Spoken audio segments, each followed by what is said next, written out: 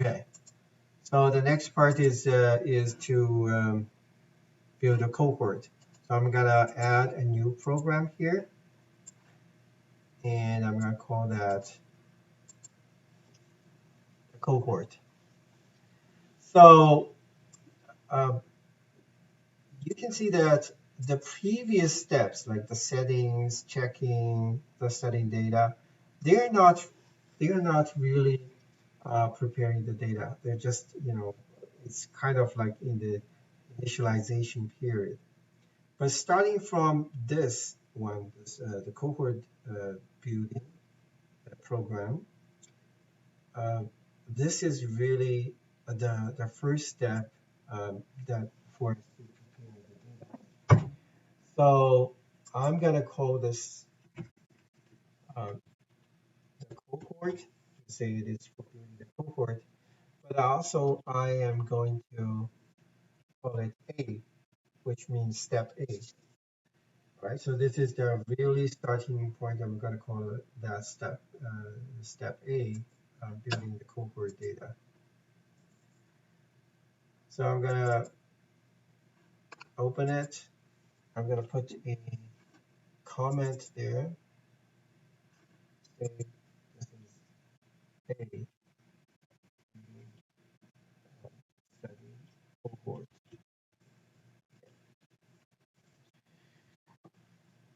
So the first thing we're going to do again is that we're going to check the data. Remember, we're going to use the proc string to check the data, and don't forget to limit to the top 10, for example, the top 10 observations. Otherwise, it's going to take too long to print all the records.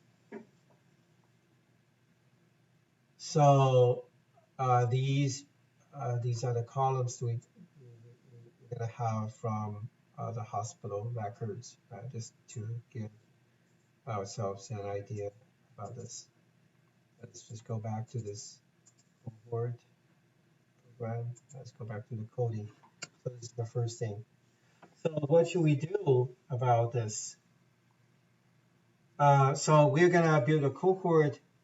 Basically, the cohort is that the cohort are patients ever had a hospital hospitalization records during data start and period, right? So that's what we have in this data hospital file. Okay, so we've checked the data. The data inside, we'll see that for each patient, this key HSN represents the patient's ID. So like some of the people have one hospitalization, some has four like this. So we want to have a distinct list of key HSN or the patient ID. So in this case, we're going to have 1, 2, 3, and 4, then 5, right? From this hospital record. So basically, this is the idea to have the hospital, to have the cohort. So, but to do so, we don't need so many columns. We just need a part of it, right? So the next thing is that we're going to simplify that. We're going to say, so um, the part is to select the interested columns from the host, right? And let's say this is the first step, the first thing to do this program, right? So from this point, we're going to be careful about naming the data sets because we don't want to mess it up.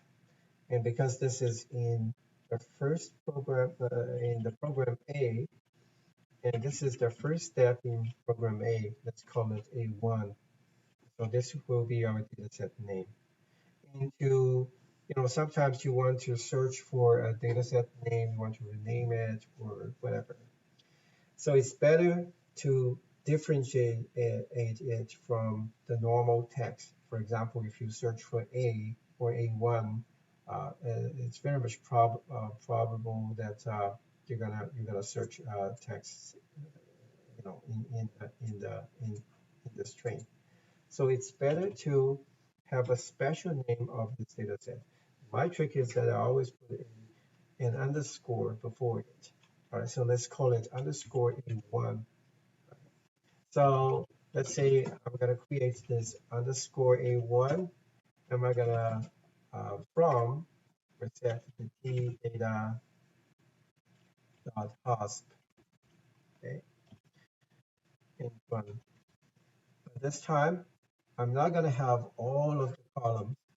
I'm only gonna have the columns that will be used later to define the cohort. I'm gonna key the key HSN and the born month, born year. These are to determine the birth date and the sex. And that's it from from the from the original data. So let's run this part.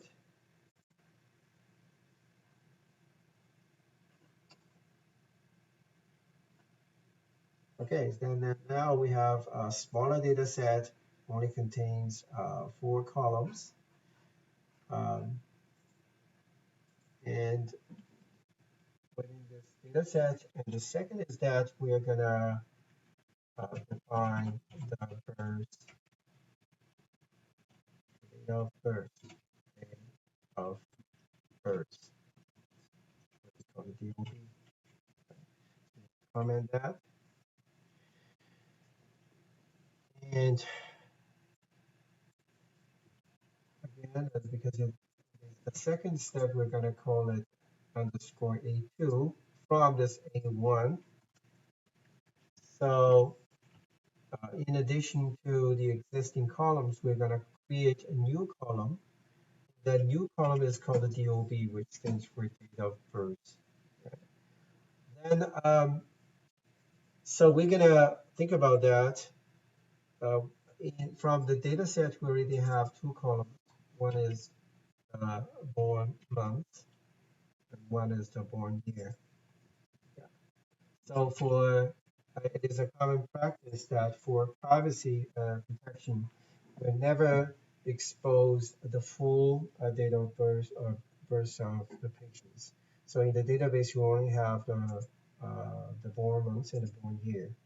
So we're going to assume that everyone is born in the 5th day of the month. So that's the rule of thumb, right? You can define it by yourself. You can then make it the first day or 15th, whatever. All right. So with these 3 values, the month, the date, and the year, then we can make a date value uh, for the date of birth. And to make that, we need to use the function called MDY. So MDY is very straightforward. It stands for month and day and year. So it should be in that order. So it should have the month first, and then the comma, then the day, then the born year. And wrap that with the brackets and a semicolon. That's it. So that's the first. Okay, so let's run it.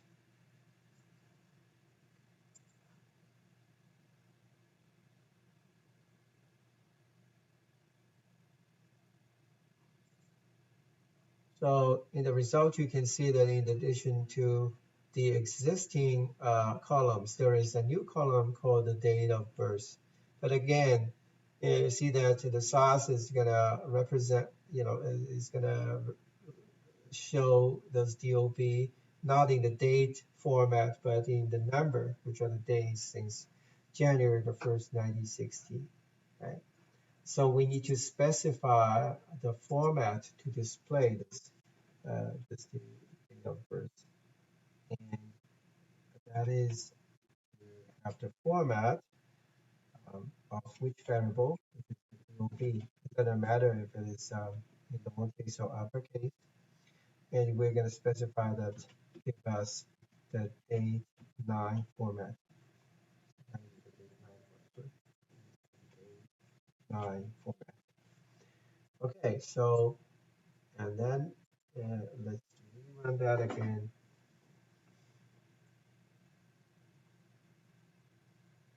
And this time it is in the date format, right? So why it is called the date 9? Because look at that, these are two, the lengths of 2 for the day, 3 for the months, and 4 for the year. So adding to total, it has a length of 9, and that's why it is called the date 9 format. All right, so now we have added the the variable called the date of birth. Okay, so now what? Now in the data set, we have all the hospitalization records. We have this information, but we have these records repeated by patient because patients are having different records, right? Well, for example, for this patient, there are 4 records, so there are 4 rows for this patient. So we don't need to have the duplicated records. So next is to make unique, say, records. I mean, all the basically it's just to like in this case, like these 4 rows all have the same value. I'm only gonna keep one and drop the other 3. So to do that, the first thing we should do is that we should we can do in the same step. It's called the data sort, right? So the data sort is going to have the source data as A2, and then we're going to have the target data which is called out. The out data is, of course, A3, right? And we're going to have an option. The option is called a no to key. And basically, that option is going to do the trick to keep only the unique records. So, and then by what? So what are the unique things we can have? We can have unique PHSN, unique sex, and unique date of birth. That's it. So before I run this, let's just go back to previously we've done the A2. Let's check how many records we have in A2. So there are 2,000 observations. Let's put it as a comment here that the rows is 2,000. And now let's run this to have the unique records.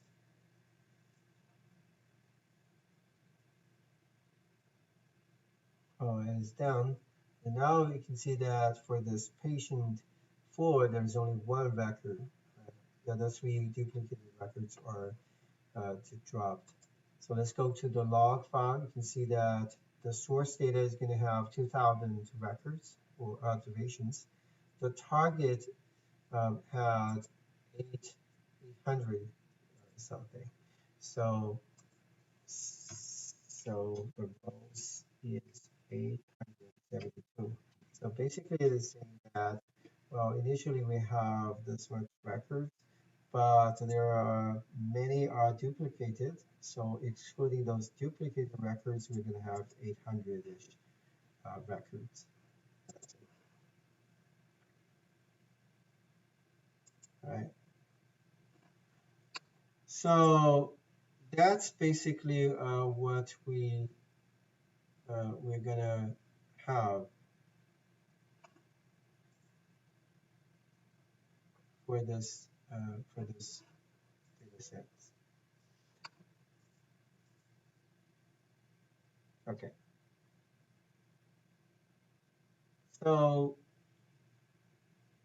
in this case, to make the duplicated records, we've selected the key HSN.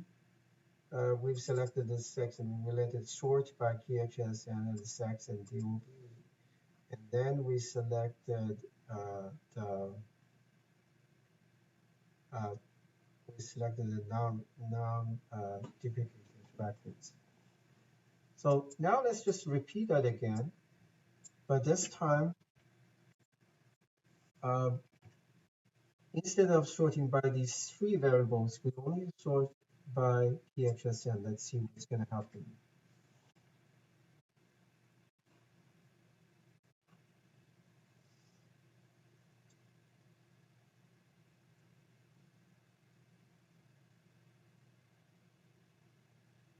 So again, going back to the log file. So originally we have 2000, and now we have 870. Right? So we have the number of rows as 870. So, oh, sorry, I should put it as a 4. Put a step here. 4.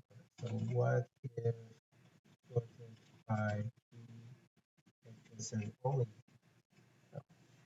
So these are the two scenarios, all right? So the first scenario is going to give us 872. The second give us 870. So that is a problem, right? Because we are looking for non-duplicated records, but it sounds like by different sorting variables, we're going to have different results. So what's happening here?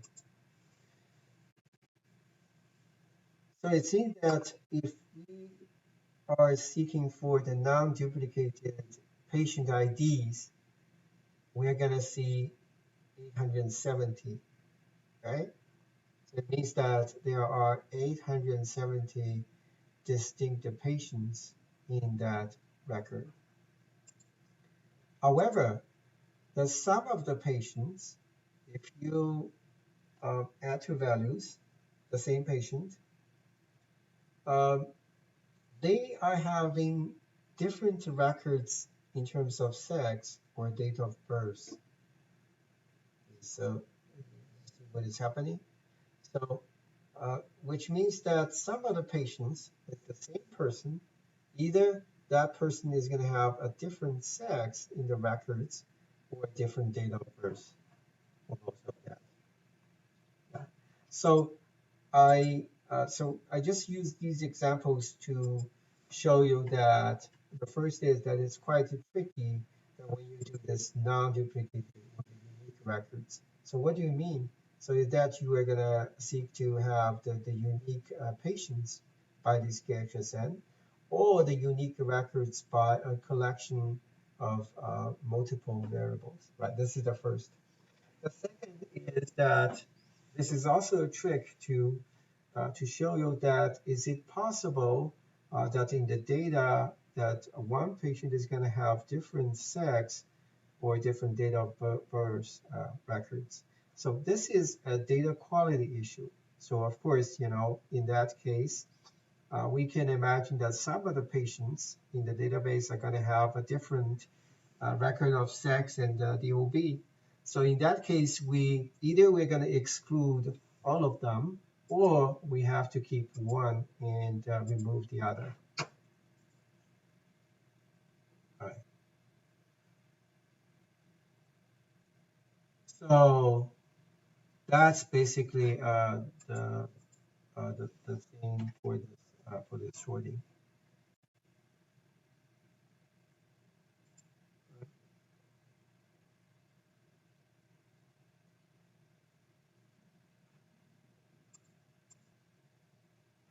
Now, because of this problem, then the next question we're going to have is that we need to find, which key HSN or which patient is going to have two records, right, in this set, which means that the patient is going to have a different sex or DOB, right? So in this case, we can imagine that in this data set A3, some of the patients, some KHSN is going to have two records, right? So to find it out, we can do this. So we can do count the number of distinct KHSN in three. So basically what we're doing here is that we're gonna count the distinct PHS in there to see is there anyone who have two records there, or bigger than one. All right, so to do that, we're gonna have a new procedure which is called proc CQ or proc SQL. So this is going to be a very common uh, procedure that we're going to use later. So the proc SQL, the basic syntax is like that. We have a proc SQL, but the end line instead of run, it should be quit. So the basic syntax is that you're going to create a table, all right, and then you're going to give the table name. In this case, because this is the fifth step, we're going to call it underscore A5 as what? So as something, whatever. So this is the whole sentence of that, as we said that as long as it is before the semicolon, it is all in one statement. But we're gonna do that in different, put that in different lines, so it is easy to read. Okay. So we're gonna create this table as what? The first is that we're gonna select the column. So what are the columns we're gonna have? So we're gonna select what columns. The first is that we're gonna have PHSN, right? We're gonna select the PHSN. The second column is actually a counting of the PHSN. So we're gonna count the PHSN. And this way, um, as, and we're gonna give it a name, and let's call that count. So, uh, so these are the variables we're going to have, or the columns we're going to have. So the first one, the key HSN, is from the original data set. The second is a newly created column called counts. And actually, it's a calculation from the counting of the distinct key HSNs. Okay, so we should carry on. So this is to select the value variables. And then we need to specify from which source data set. So in this case, it is from A3, from this file, right? A3. And also we're going to say that, well, we should group um, the result by different EHSN. So basically that means that for each distinct key HSN, you have to make a count. Right? And then finally, we're going to have an ordering of that. And we want to put those with the higher countings appear in the top rows of the data set. So we're going to order that by counts, but in descending order. So that's how it is constructed. And that's it. Right? That's it. So this is the way to create a summary table. So let's run it.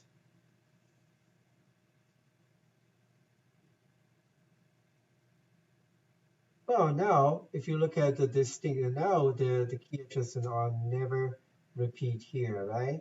So, and it says that, well, so for these two patients, there are two counts, right? The rest of them are having one count.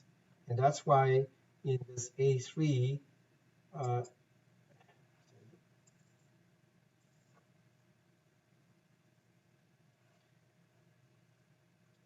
in this A3, where is A3? Oh yeah, in this A3, we have totally 872, yeah, which is two rows greater than the distinct number of patients, because some of the patients, like in this case, these two patients each have two records there, right? So now we know that these two patients are having multiple records in terms of sex and date of birth. So the next question is, of course, that so what records? So we're going to have the records of the patients with duplicated records. It's not a good wording, but you get the idea of that. So what I'm going to have is I'm going to have a data of A6. I'm at A6. And I'm going to get it from A3, right? Because in A3, there are duplicated records. A3. So I'm going to get it from A3, set A3. So, and I'm going to use the same trick, which is the conditioning. Here, the key HSN. The key HSN is what? So it should be either this or this, right? So we can say that key HSN is this, or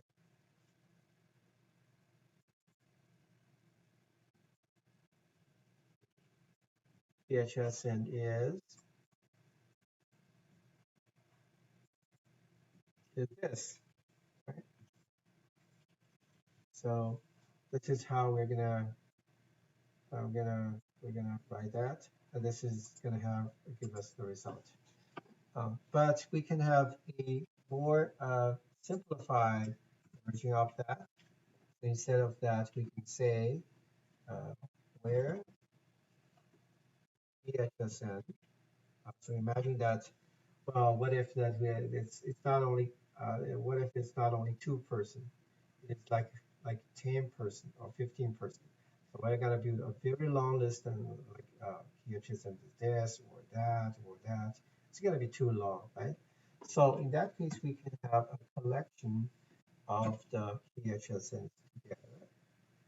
We can say that it is either, sorry, it's either gonna be uh, this KHSN or this KHSN, because we know that these two are with duplicated records.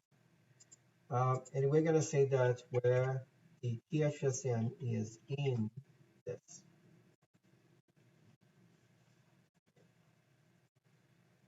So this is a more practical version, because if you have more KHSN, you can build that list.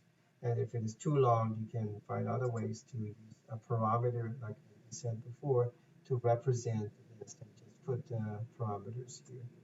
Anyways, so we're gonna run this data,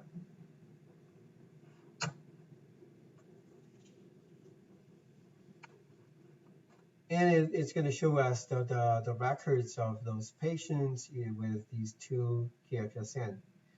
And what was happening here is that for this person, there are two different year of birth, right? So the date of birth is different. And for the other person, there are two records. Sometimes it says a male, sometimes it is a female. So in this case, in this particular case, it sounds like it's hard to determine for these two particular patients whether the patient was born in 1953 or 1929. In 29? Yeah. So the other one is whether that patient is a female or a male. We cannot determine that. So we might have to, I would say that we might have to exclude the patient from that, right? So to exclude these two patients, so let's just go back to this A3.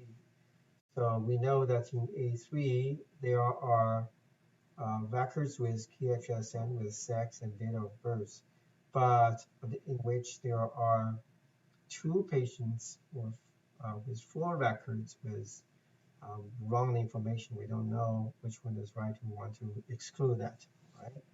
So in this case, we're going to say that we are going to exclude the um, patients with multiple um, um, or sex values because we don't know that. Basically, we're going to exclude these two. So to do that, we're going to have a final data set. Let's say it is 7. We're going to set 3. And this time, instead of um, say that the key HSN is in these two, we can say the key HSN is not in these two. If it is not in these two, it means that, well, as long as the key HSN is not these two patients, let's include them, otherwise let's drop them. Okay, so we're gonna run this.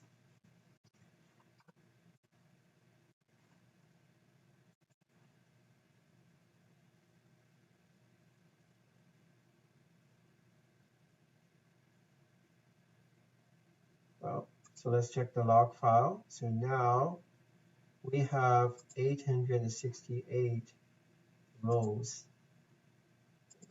So I'm gonna write rows is 8. So what happened here? So we knew from before that in total we have 870 distinct key addresses there, right? And two of them are with a strange birth date or sex that we cannot determine. So we're gonna exclude these two patients. So it is gonna give us the remaining 868 patients. And that's it. All right. So now in the final data set, in this data set A7, what we have is we have the key HSN, we have sex, we have the born year, we have the born months, and the date of birth. So we can see that actually the information of these two columns are duplicated because now we already have date of birth. We don't need these two columns, right? So the final one is that we're going to drop these two columns. So the final is like finally save the data 7 dropping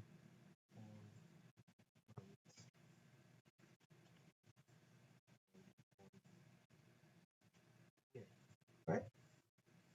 So data, at this time we're going to save it into a permanent a library, which is the result one or the T. And we're going to call that a cohort, okay? So, and because the cohort is made from this program A, we're going to call that A cohort. And again, because it is a data set, I'm going to put a underscore before it. Okay. So we're gonna set A7, and we're going to drop the two duplicated columns. Just put one here.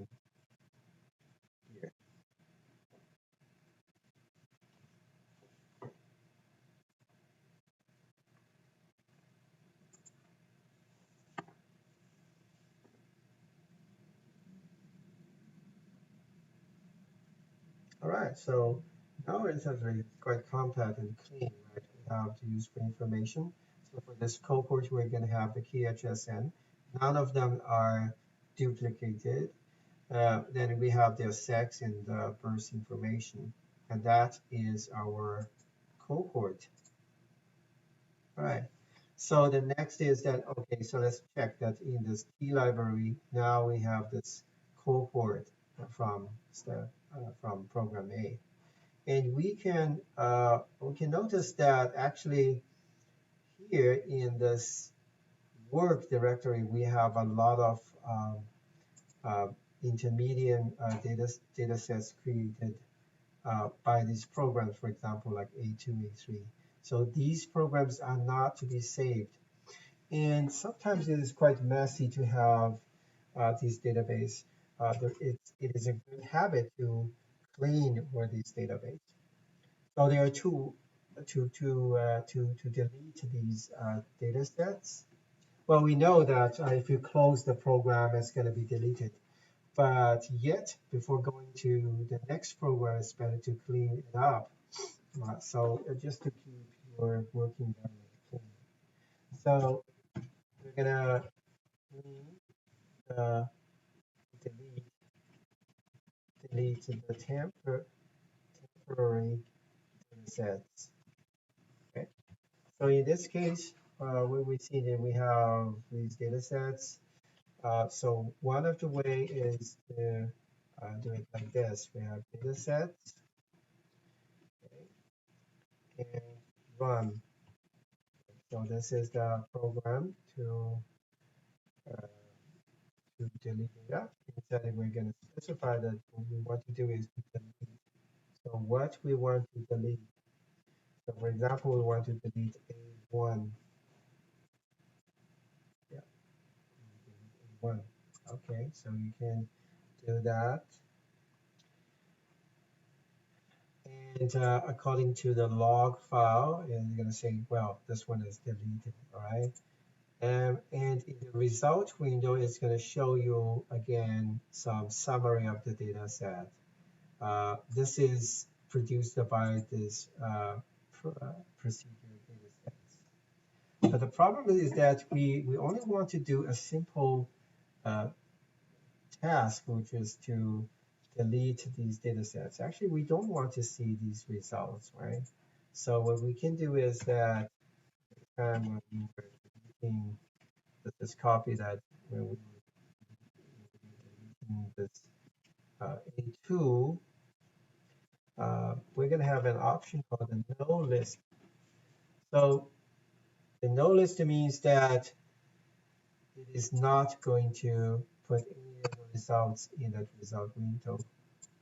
Let's see that when we delete this A2, so there is no result, no results produced. It's only the log file, which is, pretty clean.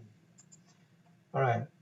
So, and then imagine that it's going to be quite hairy that we're going to delete one and two, like that. So what we can do is that probably I'm just guessing. I think maybe we can do that. So the same setting, but this time we're gonna state multiple records. It doesn't matter if it is in it is in lower or uppercase. So we're gonna have the multiple data sets in this case. I think it should work.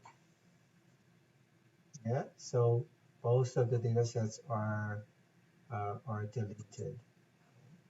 So, but what if like we have 20 data sets to delete, all right?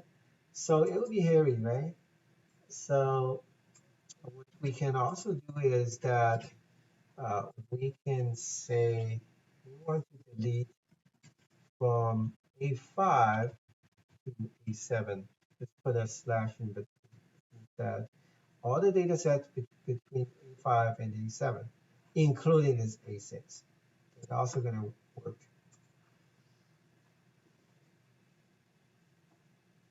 Yeah. So the other way is that, well, so now we have three test files, and we're gonna delete that. But what if, and in this case, in the test of 2, 3, 5, they are connected, right? So what if it is not connected? It is jumping. So the other trick we can do is that we're gonna delete all the data sets start with test, all right? Start with test. And we put a column there just to indicate that any data set with the name beginning with test, we're going to delete that.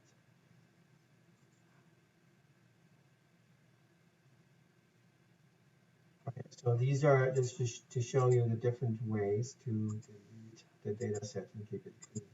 So this is the part to create the cohort. So now, um, going back, so we have one more step. We are much closer, but it's actually we're gonna have more steps in between.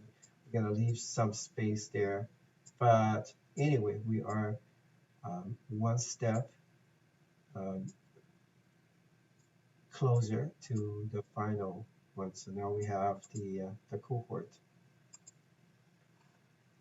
Okay, so I'm gonna stop here because I need to stop the record, restart it again.